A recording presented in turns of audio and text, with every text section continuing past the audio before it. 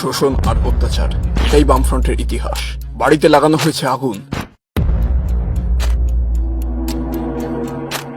CPM ওই আগুন লাগাই আমার মারে উঠছে।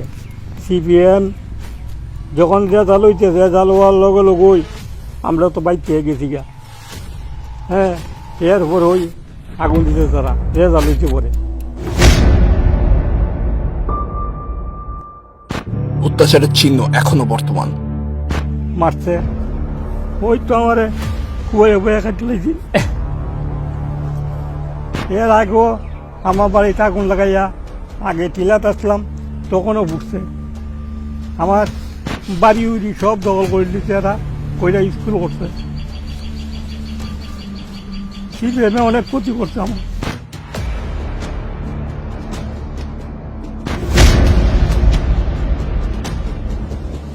সেই বিভীষিকা দুঃস্বপ্নের মতো আজও তাড়া করে বেড়ায়। এবার ওই শুনছি ওই আইসে আয়া সেটা কেরাসিন ডালছে, ডাইলে গরম আগুন লাগা দিছে।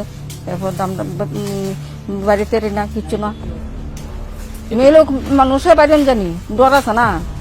তখন আমার শাশুড়িরে আয়া আমি আইসি নিতাম, তো আগুনের ভিতর থেকে কেমনে বাইর করু, আমার শরীর পুজা দেখেন না, এটা নাই।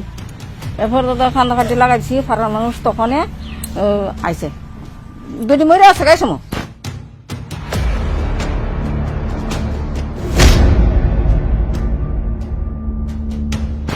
নৃশংস হত্যায় হাত কাঁপেনি হারমাতদের। এই দৃশ্য আবার কি দেখতে চান ত্রিপুরার মাটিতে? এরপরে বেটি তো বুঝতেছে ডাকতেছে, মা বাঁচাও বাঁচাও, কেমনে বাঁচাম আমি।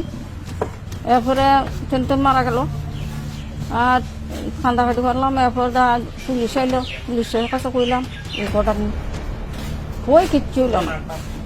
এই জায়গাতে এই যে কত করলো টিলা থাকতে আমার ছেলেরে ওই ট্রেনটা কুবাইছে। আমরা